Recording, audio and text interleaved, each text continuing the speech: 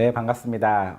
오늘부터 제가 위클리 하스피탈 매니지먼트 뉴스라고 해서요. 한 주 중에 좀 핫한 메디컬 경영 뉴스를 갖고서 같이 함께 좀 더 생각해보고 얘기할 수 있는 영상 뉴스를 한번 시작해 보려고 합니다.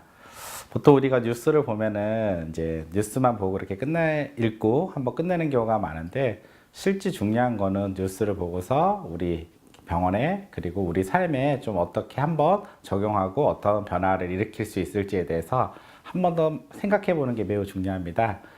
따라서 이제 매주 핫한 뉴스 갖고서 같이 좀 더 한번 생각해 볼 수 있는 이제 뉴스를 같이 진행해 볼까 합니다. 네, 그 메디컬 타임즈 4월 7일에 중소병원도 규모의 경제, 분원 건립바람 솔솔이라는 뉴스가 나왔습니다. 일부 최근에 이제 잘 나가고 있는 그 중소병원들이 이제 확장이라든지 분원을 늘리고 있다라는 이제 어떤 뉴스인데요. 사실 최근 가장 힘든 그 병원들이 누구냐고 물어보면 사실 중소병원이죠. 지금 의료 환경 변화상 이제 공급도 많이 늘었고요. 그리고 3차 병원들도 많이 증가하면서 사실 2차 병원들이 많이 힘들고 있는데요. 그 와중에서도 2차 병원 경영을 잘해서, 그리고 또 다른 생존 전략을 위해서 지금 브랜드 강화 전략으로 분원이나 이렇게 확장하고 있는 중소병원들도 있습니다. 다음 뉴스랑 함께 묶어서 또 한번 같이 얘기해 볼게요. 다음 뉴스는 아동병원 경영의 패러다임 바꾸겠다. 예, 이 뉴스는 제가 좀 더 정확하게 말씀을 드릴 수 있을 것 같아요. 제가 아동병원 실제 창립 총회 때 제가 경영 강의를 직접 했거든요. 아동병원들이 100개가 넘는 아동병원들이 함께 모였는데요. 모인 이유가 사실 지금 의료 환경이 이렇게 녹록하지 않죠. 왜냐면 일단 출산율이 많이 떨어지면서 지금 우리나라 지금 역사에 가장 낮은 출산율을 보이고 있죠. 그러다 보니까 당연히 산부인과와 소아과들은 조금씩 영향을 받고 있습니다. 더군다나 지금 의료 정책이 좋은 방향으로 이렇게 바뀌지 않다 보니까 아동병원들이 모여서 함께 이제 어떻게 우리가 앞으로 나가야 될지에 대한 그 함께 생각을 모으기 위해서 이제 경영 이렇게 창립 총회를 했는데요. 사실 저도 많은 고민을 했지만 참 답을 찾기 어려워요. 왜냐하면 우리가 보통 그 환경 변화라고 하면은 경영적인 내부의 환경 변화가 있고요. 또 경제, 외적인 우리가 통제할 수 있는 외적인 환경 변화가 있는데, 사실 아동병원이나 중소병원 아까 말한 병원들의 환경 변화를 보면은 대부분 우리가 통제할 수 없는 경제적 요소에서 환경 변화가 많아요. 일례로 뭐 우리가 수요 공급에서 출산율이 줄고 공급이 늘어난다든지, 그리고 우리가 지금 그 보험공단 재정이라든지 여러 가지 정책들, 이런 모든 요소들, 그리고 소비자들이 점점 더 까다로워지면서 우리가 좀 경영하기 더 어떤 그 환자를 대하는데 상당히 어려운 여러 가지 요소들이 사실 경영적인 요소보다 우리가 통제할 수 없는 경제 외적인 요소들이 많습니다. 따라서 여러분들이 이제 뉴스를 통해서 이런 경영 외적인 요소, 통제할 수 있는 요소 같은 경우 우리가 통제할 수 없기 때문에 보다 우리가 냉철하게 분석을 해서 과연 우리 병원은 우리는 어떻게 가야 되는지에 대해서 한 번 더 고민해 보는 시간이 매우 중요하다고 할 수 있습니다. 아동병원 같은 경우도 사실, 그리고 중소병원들도 지금 같은 환경에서는 뾰족한 전략적 답을 찾기가 쉽진 않죠.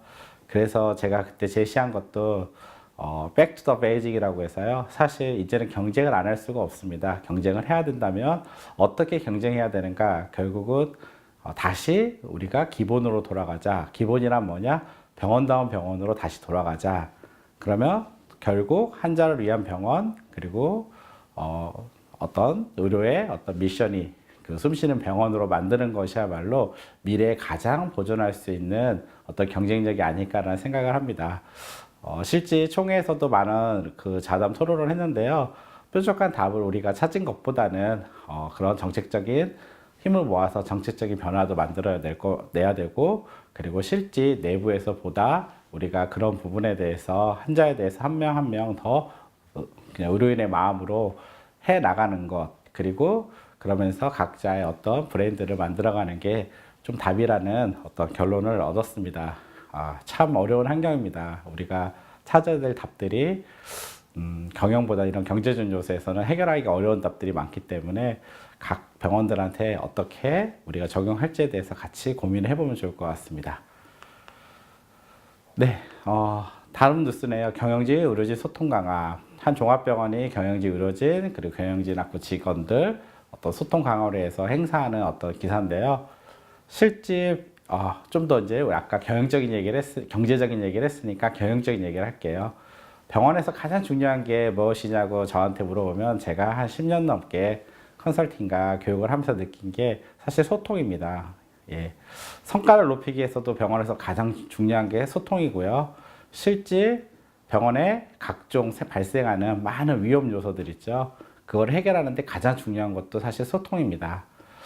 일례로 제가 병원들 갈등이 생기거나 뭔가 큰 문제가 생겨서 가서 해결하다 보면 대부분 그 해결점을 찾아가는 맨 마지막에 있는 어떤 점이 소통으로 해결할 수밖에 없다라는 거죠. 결국 갈등도 우리가 부족한 시간. 왜요? 병원이라는 게 어쩔 수 없이 소통하기 매우 부족합니다. 대부분 관리자들이 많은 시간을 소통하는 데 써야 되는데 대부분 다 직무 안에 들어가 있기 때문에 소통을 하는데 한계가 있고요. 다른 직종에 있는 모든 파트들이 소통하는데 상당히 어렵죠. 소통하는 게 어렵다 보니까 자연스럽게 어떻게 되죠? 예, 뭔가 갈등이 생기고 병원에 문제가 생기게 되죠. 대부분 원인이 여기 있다라는 거죠. 그럼 결국 우리가 이 문제를 어떻게 푸냐? 결국 제가 병원들 문제 풀다 보면 매우 간단하다는 거죠. 그냥 우리가 여러 가지 경영 기법, NGT 기법 이런 걸 써보면 직원들이 맨 마지막에는 우리가 소통이 부족했구나. 결국 아침에, 점심에 티타임을 가지면서 10분 동안 서로 대화를 해보자. 아니면 매일 아침에 우리가 5분 동안 함께 서로 대화하자. 이런 식의 해결점이 난다는 거죠. 결국 대부분 많은 문제점들이 어디에서 온다는 거죠? 예, 소통의 부재에서 온다는 거죠. 네, 이제 경영하시는 우리 의료인들, 우리가 병원에서 소통을 잘하기 위해서 어떻게 할 수 있을지 같이 한번 고민해 봤으면 좋겠어요. 가장 중요한 건 뭐죠? 소통은 정기적으로 해야 된다는 거죠. 그냥 가끔 한 번씩 정하는 게 아니라요. 그리고 또 대부분 소통을 너무 딱딱하게 어떤 룰을 안에서 하는 것보다는 자연스럽게 티타임을 한다든지 정해놓고요. 아니면 가볍게 맛있는 음식을 먹는다든지 어떤 그런 가벼운 소통들을 많이 하시고요.